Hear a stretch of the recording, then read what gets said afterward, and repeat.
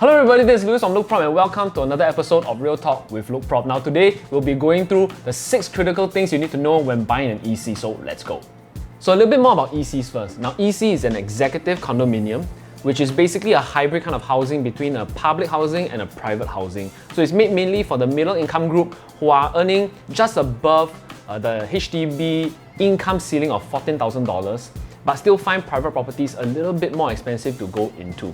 Now, although ECs are essentially condos developed by private developers, so they have all the things you need in a condominium, but there are some HDB rules that they are bounded by for at least the next 5 years from TOP till 10 years later. So we'll discuss this a little bit later. So for the first point, you have to be able to meet certain eligibility criteria in order to buy an executive condominium. Now, what are these criteria? So number one, at least one of the applicants must be a Singaporean citizen. Now, if you're buying under the joint single scheme, both applicants must be Singaporean citizens. Number two, right, you must be above the age of 21, but if you're buying under the joint single scheme, both of you must be above 35. Number three, your average gross monthly income must not exceed $16,000. That's your income ceiling cap. Number four, you do not own any property locally or overseas and have not sold any private property within the last 30 months. And lastly, you must be able to qualify under the eligibility schemes because like I told you earlier on, it is by HDB ruling. So you have to meet these eligibility schemes. Now, these include the public scheme, fiancé scheme, the orphan scheme, and joint single scheme. Now, if you want the full details of these schemes, do check out the HDB website. We'll put the link in the description below. Now, second point is your loan eligibility. So besides having to fulfill the total debt servicing ratio or TDSR, you also have to fulfill the mortgage servicing ratio, which is your MSR, when you're buying an EC. This is the same as buying a HDB in that your monthly debt obligations or your monthly mortgage obligations cannot exceed 30% of your household income. So that would affect your loan eligibility by quite a bit. Most likely than not, the loan that you can get for EC will be much lower than what you can get for a private property. So take that into account when you are doing your financial calculations. So for the third point, which many of you may already know, is that because this is a subsidized housing, you can actually take CPF grants for your purchase of this EC. So what are the type of grants that you're eligible for if you're buying an EC straight from a developer?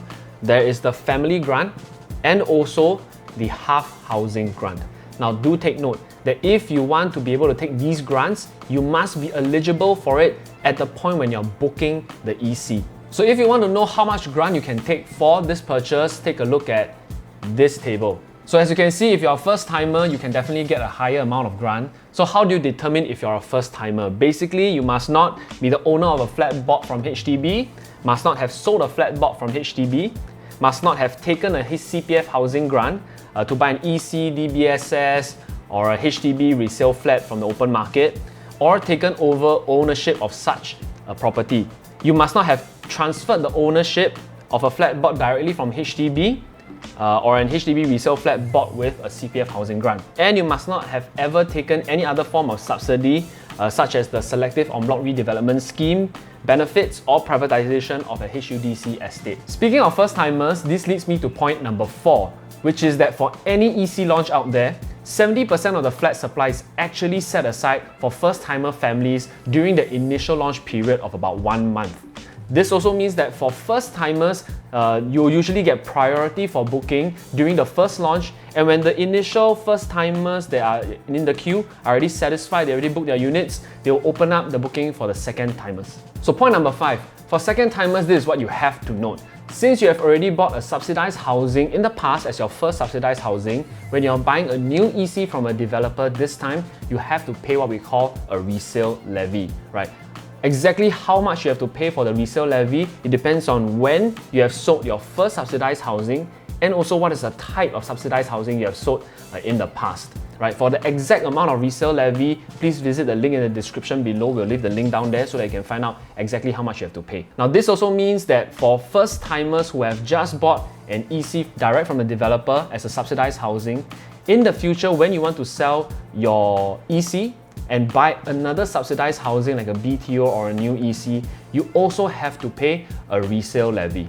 So for the last point, which most of you might already know, is that for an EC, you can only sell your property after you have met the 5-year MOP. Now the 5 years starts from TOP date, not from the date of key collection. And at the 5-year point, you can actually sell to Singaporean citizens or permanent residents in Singapore. When can you sell to foreigners? You can only sell to them 10 years from the TOP date. That is when they are fully privatized. So what are the ECs that you can buy now, right? There is Park Canberra, there is Ola, Province Residence, Park Central Residences, and also the latest launch, which is Park Greenwich. So if you would like to know if an EC is more suitable for you or a private property is more suitable for you, just hit us up, let us know, and we can actually guide you through the entire process. So what are the other things you want to know about ECs that I haven't discussed in the video? Leave it down in the comment section below. Now, if you like this video, please leave a like on the video, share the video, and of course, most importantly, subscribe to the channel. I'll see you in the next video. Bye!